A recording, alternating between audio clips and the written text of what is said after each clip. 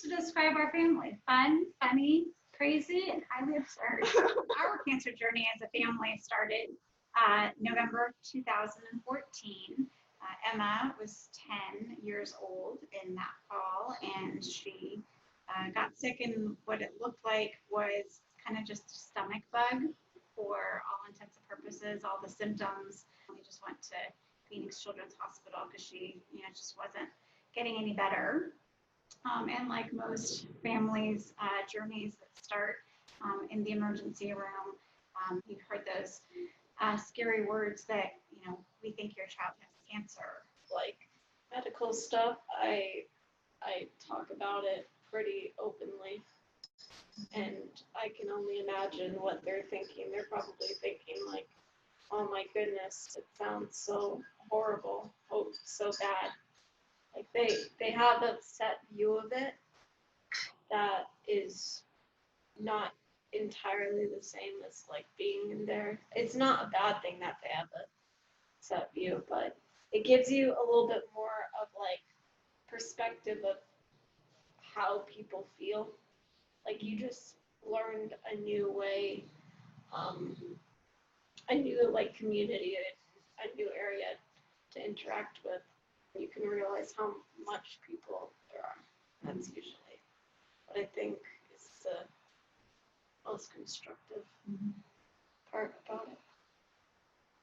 And obviously, like now, I'm doing so much better. I can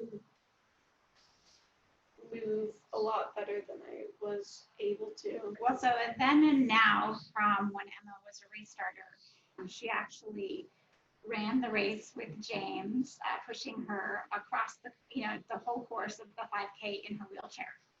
I think there was not a dry eye in the crowd because at the very last lap of the survivor course, she just really insisted on getting up and walking. So she pushed her wheelchair in through the finish line.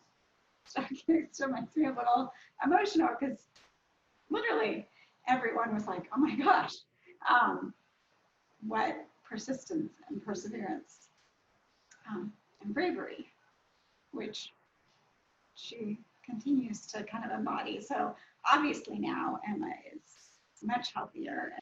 She's an